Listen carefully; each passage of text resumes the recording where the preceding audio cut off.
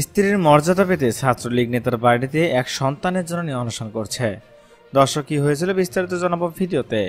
নীলফামারীর ডোমারে ছাত্রলীগ নেতার নারী কেলেঙ্কারির ঘটনা ফাঁস হয়ে পড়েছে। স্ত্রীর দাবি নিয়ে এক সন্তানের জন্য নেতার বাড়িতে গিয়ে অবস্থান করছেন। এই ঘটনা এলাকায় ব্যাপক চাঞ্চল্য সৃষ্টি হয়েছে। বৃহস্পতিবার দুপুরের পর থেকে ছাত্রলীগ নেতা শান্স্তাপাড়ার বাড়ির অবস্থান শুরু করেন ওই নারীকে দেখে পালাতে গিয়ে পা মচকে হাসপাতালে চিকিৎসা নিয়েছেন ছাত্রলীগ নেতা পাপন। জানা গেছে 9 বছর আগে গোপনে বিয়ে করেন এক সন্তানের জননীকে। দীর্ঘদিন ধরে তারা বিভিন্ন জায়গায় ভাড়া বাসায় অবস্থান করেন। ঘটনার দিন স্ত্রীর দাবি নিয়ে ওই নারী ছাত্রলীগ নেতার বাড়িতে আসলে ঘটনা ফাঁস হয়। ভুক্তভোগী নারী বলেন, 2013 সালে পাপনের সঙ্গে প্রেমের সম্পর্কে জড়িয়ে পড়েন তিনি।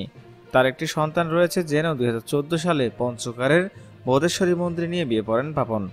পরে পাপন মেয়েটিকে বলে, এখন কাউকে কিছু জানিও না, আমার মায়ের হার্টের সমস্যা, মাকে আমি ম্যানেজ করে তোমাকে বাড়িতে নিয়ে যাব, এখন আপাতত ভাড়া বাসায় থাকো। এই বিষয়ে ছাত্রলীগ নেতা পাপন বলেন, ওই নারীর 3টা স্বামী আছে। সে বিভিন্ন জায়গায় মানুষকে ব্ল্যাকমেল করে টাকা নেয়, আমার কাছেও টাকা চায়। তার একটি ছেলে আছে, আমি অবিবাহিত একটি ছেলে। সে আজ পরিকল্পিতভাবে আমার বাড়িতে এসে উঠছে। এর মধ্যে পাপন এবং ওই নারীর অন্তরঙ্গ মেলামেশার কয়েকটি ছবি ফেসবুকে ভাইরাল হয়েছে। এই বিষয়ে ডোমরার ভারপ্রাপ্ত কর্মকর্তা মাহবুব নবী বিষয়টি নিশ্চিত করে বলেন, এই ঘটনায় থানায় এখনো লিখিত অভিযোগ পায়নি।